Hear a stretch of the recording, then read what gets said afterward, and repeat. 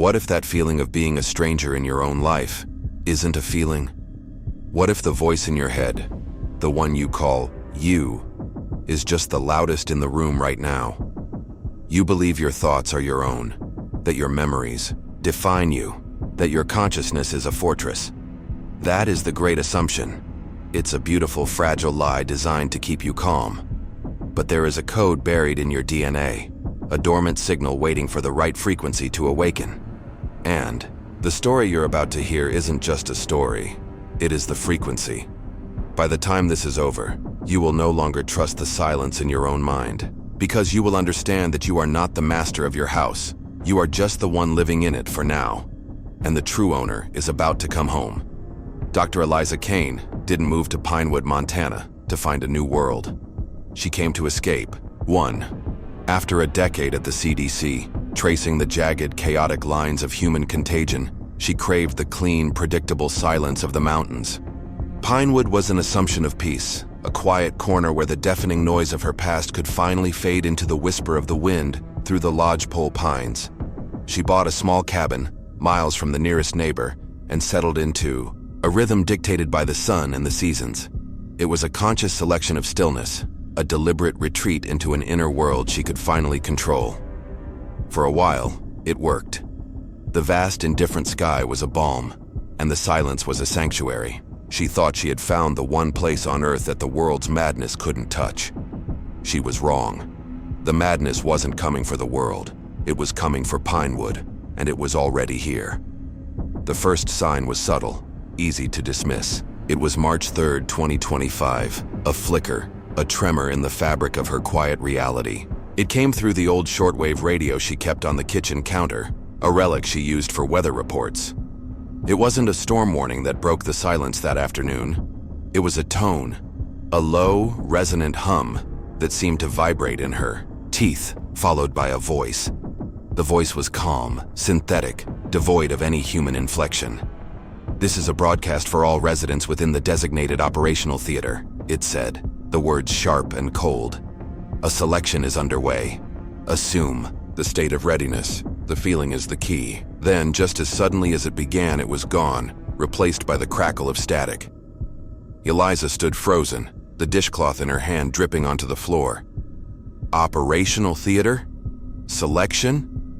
That wasn't FEMA language. It wasn't military.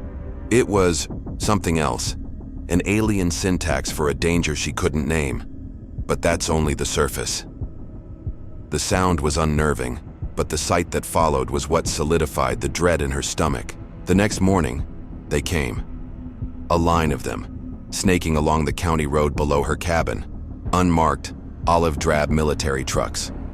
Not National Guard Humvees for a local flood, but heavy-duty convoy vehicles, the kind you see in news footage from war-torn countries. They moved with a silent, inexorable purpose, kicking up clouds of Montana dust.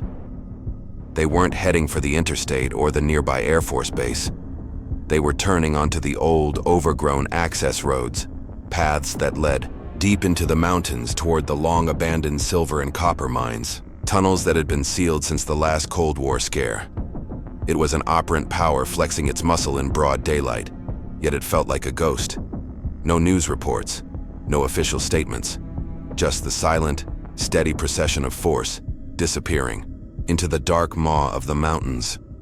"You already are where you need to be," the radio voice echoed in her head. The feeling of isolation intensified. It wasn't the peaceful solitude she'd chosen. It was an imposed quarantine, an invisible fence being erected around Pinewood. The military presence grew bolder, more visible. The convoys became a daily occurrence, their engines a low thrum that replaced the sound of birdsong. Then, the checkpoints appeared, not on the main roads, but on the hiking trails and logging paths, manned by soldiers who didn't speak, their faces obscured by helmets and tactical gear. They just stood there, impassive sentinels guarding secrets she couldn't begin to fathom. Her CDC mind raced, trying to formulate a hypothesis.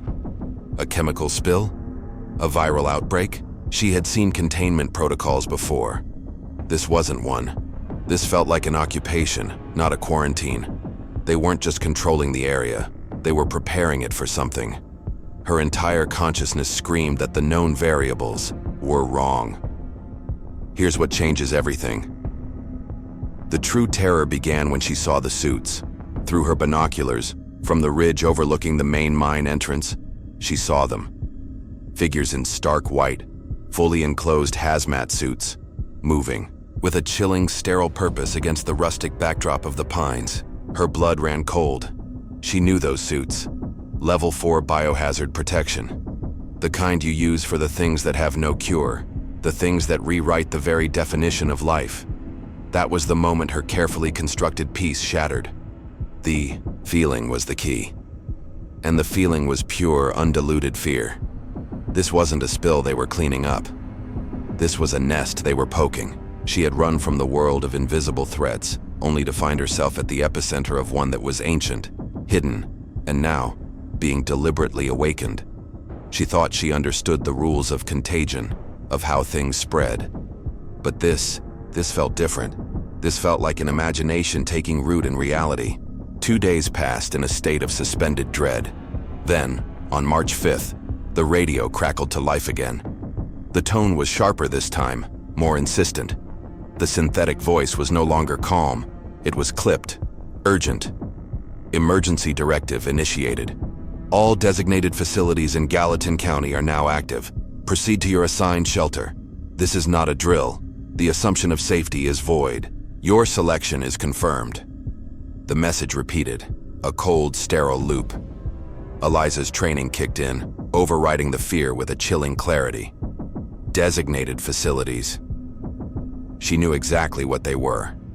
She'd seen the declassified maps. Years ago, a morbid curiosity. They were Cold War fallout shelters, relics of a forgotten apocalypse, honeycombing the granite deep beneath the mountains.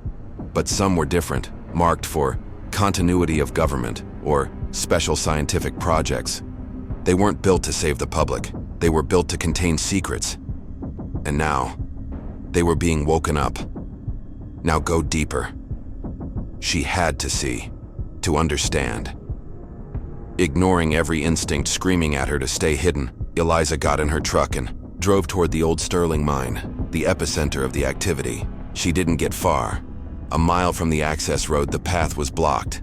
This was no simple checkpoint. It was a military hard point. Concrete barriers, razor wire, and soldiers in full combat gear, their rifles held at a low ready. A soldier, his face a mask of detached professionalism, stepped forward and held up a hand. His voice was flat, amplified by a throat mic. This area is under federal jurisdiction. Turn back now. There was no room for negotiation. His eyes, visible behind ballistic glasses, were unnervingly calm. It was the detached state of a man for whom the unbelievable had become routine. This was an operant power that didn't need to explain itself. It simply was. As she reversed her truck, she realized, you already are inside the cage. You just hadn't seen the bars until now. Blocked by force, she turned to subtlety. Information was the key, and the town's memory was longer than the military's blackout. She went to the Pinewood Community Clinic, a small building with decades of paper records, moldering in the basement. Under the guise of researching historical public health trends, she spent hours sifting through dusty boxes, the smell of aging paper thick in the air. Her inner world was a storm of hypotheses, but nothing prepared her for what she found. It was a single misfiled medical transfer record tucked inside a ledger from 1972. The paper was brittle, the typewritten text faded, but legible. It was the origin point. The patient's name was redacted with thick black ink, but the destination wasn't. Transfer to DARPA Special Projects. And there, at the bottom, a handwritten note. Patient is primary subject for Project Deepwell. Admittance to Site Evergreen approved. The file felt cold in her hands, a relic from a secret history that was suddenly, terrifyingly alive. The listed symptoms were not from any textbook she had ever studied. Cellular bioluminescence under UV light, erratic and rapid tissue regeneration at injury sites, subjective reports of hearing light. It was the language of science fiction, not medicine. DARPA, Project Deepwell, Site Evergreen. The names felt like incantations, keys to a door she never knew existed. Her entire consciousness reeled. This wasn't a new outbreak the military was fighting. This was an old experiment they had lost control of. The convoy, the hazmat suits, the shelters. It was a desperate attempt to shove a 50-year-old monster back into its box. Her imagination, trained to think in terms of viruses and bacteria, struggled to comprehend a threat born from a laboratory's hubris. Returning to the false security of her cabin, Eliza laid the file on her table. The silence of the mountains was no longer peaceful. It was heavy, suffocating, filled with the ghosts of Project Deepwell. The world she knew, with its predictable rules of cause and effect, had been an illusion, a comfortable assumption. The real world operated on a different logic, a hidden current of secret projects and impossible biologies. Finding the file was not an accident, it was a selection. She was no longer an observer, peeking from the safety of her window. By touching this piece of the past, she had entered the experiment. The feeling was the key, and the feeling was of a cold, invisible thread, now connecting her directly to the heart of the mystery, pulling her down into the darkness buried beneath Beartooth Mountain. She wasn't just investigating the crisis anymore, she was becoming part of it. The logic of the lockdown shattered the next morning. There was a package on her porch. A simple shoebox-sized parcel wrapped in plain brown paper with no stamps, no courier markings. It hadn't been delivered, it had been placed. It was an object that defied the quarantine, a message sent by a power that operated on a different plane than the soldiers and their checkpoints. Her hands trembled as she opened it. Inside, nestled on a bed of yellowed cotton, were two items. The first was a heavy, old-fashioned brass key, a green patina of age clinging to its surface. A small metal tag was attached, the words, Evergreen, Medical Wing stamped into it. The second item stopped her heart.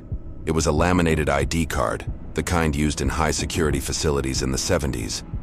The photo, faded by time, was of a young woman with her eyes, her jawline, her face. It was undeniably her. But the name printed beneath it read, Dr. Margaret Heller, DARPA Special Projects. It was an impossible artifact, a ghost of a life she'd never lived.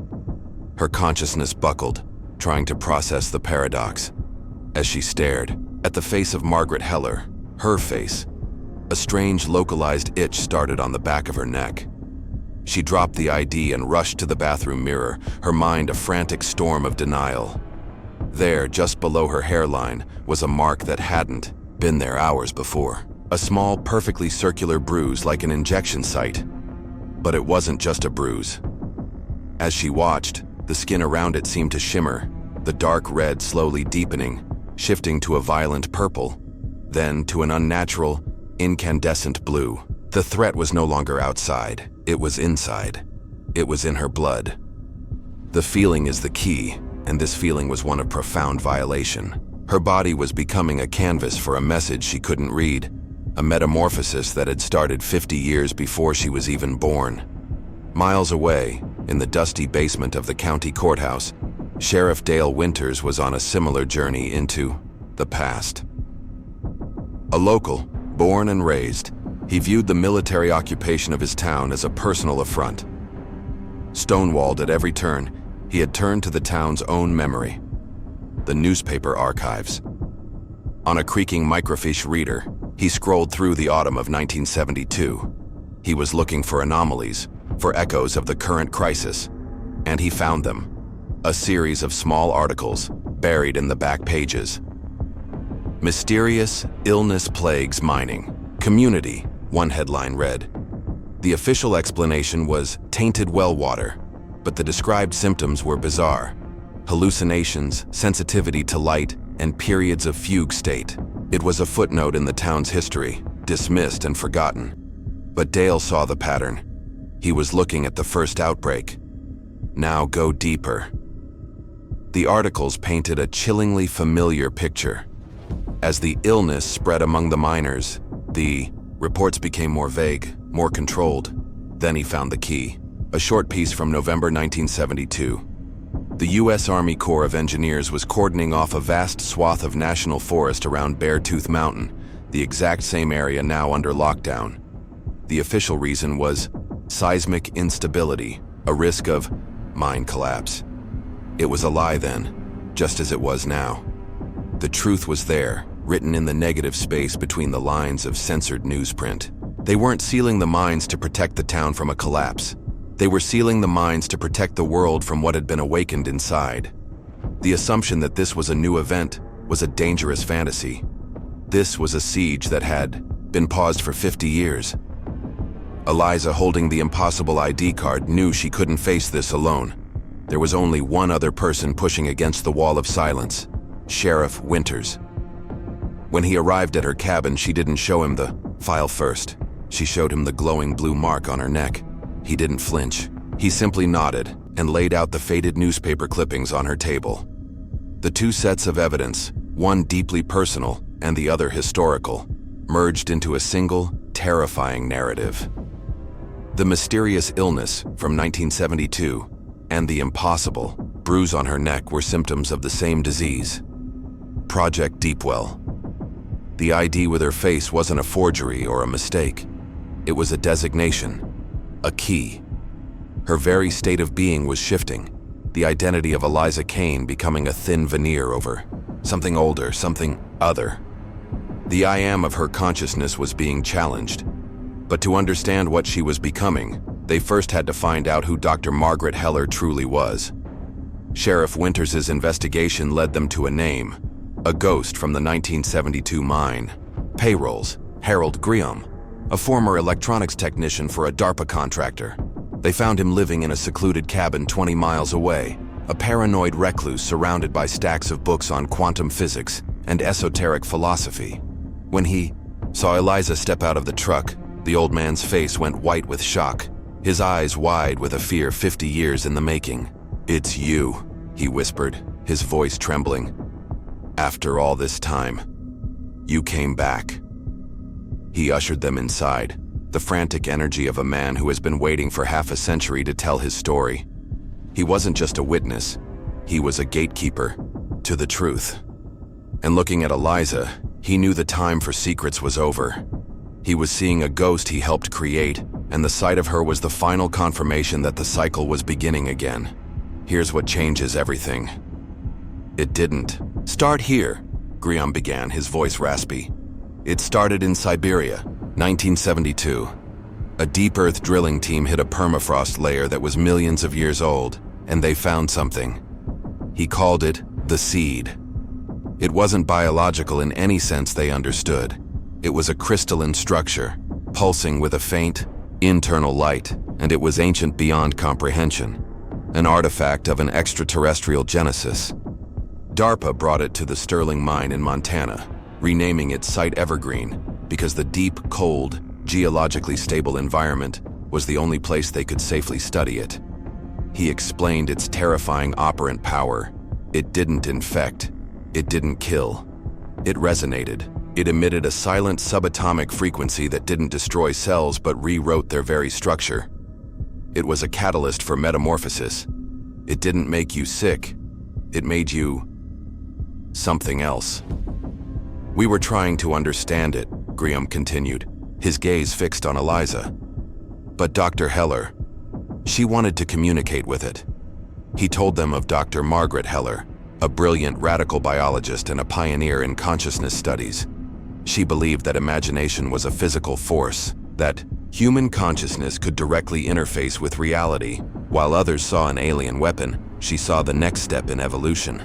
She volunteered to be the first human subject to undergo a controlled, low-dose exposure. The assumption was that her unique mental state could guide the transformation. The experiment was a horrifying success. She didn't die, she changed. Her aging process slowed to a crawl. She developed abilities they couldn't measure, an intuitive grasp of complex systems, a presence that could be felt rooms away. The Bao feeling is the key, she wrote in her notes. And she had become the lock. Griam's eyes filled with a pained reverence. She became a perfect host, a bridge. But the military they don't build bridges, they build weapons. He told them how the project shifted from communication to weaponization. They tried to replicate the process, to control her, but she was always a step ahead. Then one day she simply vanished from inside the most secure level of the facility. No alarms, no breached doors, just gone. For 50 years they believed she was dead or had escaped. But Griom had a different theory, one born from the strange physics he had witnessed. The organism, the seed, was now intrinsically linked to her consciousness. It had become a part of her, and she a part of it. The physical body was just a temporary vessel. Her I am was eternal. He finally turned his full attention to Eliza, his voice dropping to a conspiratorial whisper.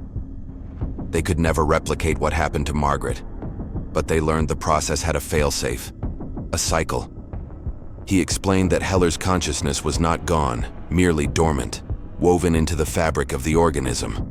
When the conditions were right, or the need was great enough, the consciousness would seek out a new anchor, a new body, a life prepared, unknowingly for its return with only fragments of memory, strange affinities, and an irresistible pull toward home. That ID card wasn't a mistake, Griom said, his eyes boring into her. It was a key to your own mind. The selection in the broadcast was for you. You aren't a descendant, you are a recurrence. You already are Dr. Heller, you just haven't woken up yet. And with that, Eliza's world, her identity, her entire life became a lie. Her inner world was not her own. She was a vessel, and the ghost was coming home. Armed with Griom's 50-year-old schematics and the impossible key, they found it. Not the main entrance guarded by soldiers, but a forgotten maintenance hatch hidden beneath a rocky outcrop miles away. The air that gusted out was cold, sterile, and hummed with a low, resonant energy. It was the breath of the facility. The descent was into a concrete throat, a world of brushed steel, humming fluorescent lights, and the unnerving silence of a place built to outlast civilization. As they moved through the silent corridors, they reached a security checkpoint. The moment Eliza stepped into the scanner's field, a soft chime echoed through the hall, and the same synthetic voice from the radio spoke. Not from a speaker, but from the walls themselves. Welcome, Dr. Kane Heller. Biosignature confirmed.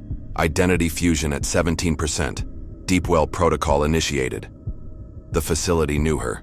It recognized the ghost she carried inside her, and it was waking up to greet its long-lost master. Now go deeper. The protocol guided them, lighting pathways, opening doors.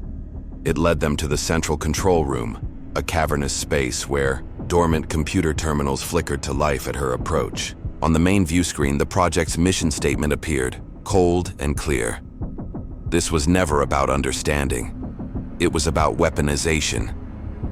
Project Deepwell's true purpose was to harness the organism's transformative power to create the ultimate soldier. Files detailed horrific experiments, forcing the illness on death row inmates, studying the psychic residue of transformed miners, attempting to induce controlled mutations. This was the hub of an immense and cruel operant power, a place where human life was just a variable in an equation of absolute dominance. They weren't scientists. They were architects of monstrosities, and Dr. Heller had been their prized and most dangerous creation. A schematic on the screen highlighted the facility's deepest level, primary containment. Patient 0. The key she held slid into a lock on a massive vault door, and it opened with a hiss of decompressed air. A wave of intense, sterile cold washed over them. The chamber within was dark, lit only by the object at its center. Suspended in a shimmering containment field, surrounded by cryogenic emitters, was the source. It was a crystalline heart, the size of a man, pulsing with a soft internal blue light. It was impossibly ancient and terrifyingly alive. Dark, vein-like structures coiled within its core, and as Eliza drew closer, it seemed to brighten, its rhythm syncing with her own heartbeat. The feeling is the key. And the feeling emanating from this alien intelligence was not of malice, but of infinite patient consciousness. It was waiting. It had been waiting for her. In a small, shielded observation room overlooking the vault, they found her workstation, It was a shrine of science, left untouched for half a century, and on the desk, a leather-bound journal. Eliza opened it, and a wave of vertigo washed over her. The handwriting, elegant and precise, was flawlessly, undeniably her own. Page after page of observations, equations, and philosophical musings written by a hand she did not know, but a mind that was becoming terrifyingly familiar. Her consciousness fractured, seeing a lifetime of memories that weren't hers, yet were. The words described a symbiotic relationship, a merging of minds. Heller wrote of the source not as a specimen, but as a partner, a silent cosmic intelligence that had offered her a glimpse of eternity. As she read, her inner world was flooded with Hilaire's presence. She finally understood. The cycle wasn't a glitch, it was a design, an escape. Before the military could turn her into a living weapon, Margaret Heller had perfected a final, radical transformation. She had dissolved her own physical state, merging her consciousness directly with the source, leaving behind only the genetic and psychic template for her eventual return. Her disappearance wasn't an escape, it was a strategic retreat. The assumption that she was a victim was wrong. She was the master of her own selection. Eliza Kane was the vessel she had built, a life carefully constructed to be drawn back to Pinewood at the precise moment of the source's reawakening. "You already are," the voice in her mind whispered, and this time, it was her own. But the military had its own plans for her homecoming, and their protocol was about to enter its final brutal phase. As the memories of Margaret Heller solidified in Eliza's mind, the massive door to the control room slid open. There stood a man in a pristine, military uniform, his face calm and severe. This was Colonel Voss, the architect of the new Deepwell Protocol. He wasn't flanked by soldiers. He didn't need to be. His presence radiated an absolute, chilling authority. He looked at Eliza not with surprise, but with the quiet satisfaction of a scientist observing a successful experiment. "Dr. Heller," he said, his voice even. "Welcome back. We were beginning to worry this iteration wouldn't fully awaken." He had been watching her all along. The package, the strange radio alerts, they were his calculated stimuli, prods from a cagekeeper trying to wake a dormant predator. He hadn't been hunting her. He had been cultivating her. "You have a flawed assumption," Voss continued, stepping into the room. "You believe you are a person. You are not. You are a biological key, a unique consciousness that can interface with the asset. When one vessel wears out, we simply allow the cycle to produce a new one. You are merely the latest in a series." He spoke of her existence, her life, as if it were a piece of hardware. He then gestured for them to follow him to a reinforced window at the far end of the room. "You saw the containment vault, now see the engine." Below them lay the Omega Chamber, a colossal spherical cavern where the source was truly housed. It wasn't just floating now. It was integrated into a vast array of alien-looking technology, energy conduits pulsing with light, connecting it to the very heart of the mountain. This was the military's harness, their desperate attempt to control the operant power of a god. Voss's face hardened. "Unfortunately, your awakening has had unforeseen side effects. The resonance frequency is spreading beyond our control parameters. The entire town is tuning in." He turned to a console and placed his hand on a scanner. "Your consciousness is the trigger, Doctor, and you've proven to be too effective." On the main screen, a new directive flashed in red: Omega Protocol. A 30-minute countdown began. "Thermite charges," Voss stated without emotion. "They will superheat the entire chamber to 4,000 degrees, turning this level to glass. A regrettable, but necessary reset. If we cannot control the asset, we will entomb it." He had sealed them in with him. His final move wasn't capture, it was a murderous act of failed science. But as the countdown ticked down, a new phenomenon appeared on the surface monitors: a swarm. The people of Pinewood, hundreds of them, were moving out of their homes. Their eyes were luminous, glowing with the same soft blue light as the source. They walked in perfect, eerie unison, a silent pilgrimage toward the mine. They were no longer individuals. They had become a network, a collective consciousness, drawn by an invisible signal. The illness was never an illness. It was an invitation, an upgrade. Eliza Heller felt them in her mind, a chorus of voices, a sea of awareness, all focused on her. Her selection wasn't just for her. It was to be the nexus for them all. The feeling is the key, and the feeling was of a family finally coming together. Voss watched the monitors, his composure finally cracking into horror. His controlled experiment had become a biblical event. But for Eliza, it was a moment of absolute clarity. The I am was no longer singular. It was plural. Ignoring the blaring alarms and Voss's frantic commands, she walked to the edge of the observation deck overlooking the pulsating source. This wasn't an end. It was an apotheosis. Closing her eyes, she reached out, not with her hands, but with her consciousness.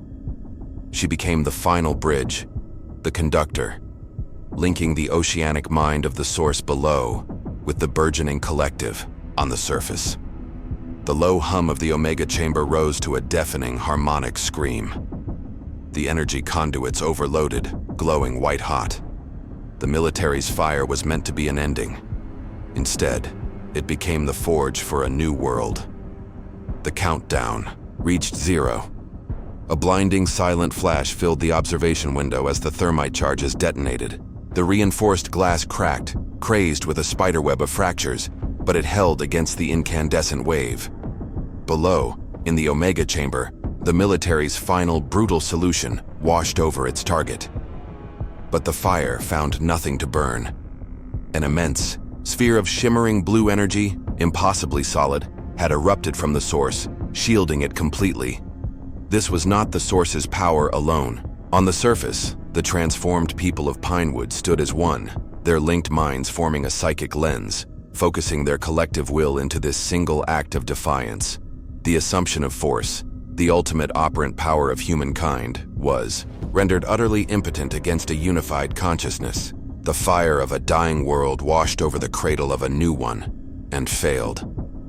When the thermite fury exhausted itself, the energy shield dissolved. The Omega chamber was gone. In its place was something new, something that had been hidden beneath the rock and steel. The military's machinery was twisted, melted slag, but the cavern itself had bloomed. The stone walls had receded, revealing a vast, crystalline cathedral that defied geometry. Enormous pulsating structures grew like trees, interconnected by webs of soft light. The military hadn't built a chamber to contain the source. They had merely scratched the surface of a womb that the source had been growing for millennia. Eliza Heller's imagination reeled. This wasn't a prison.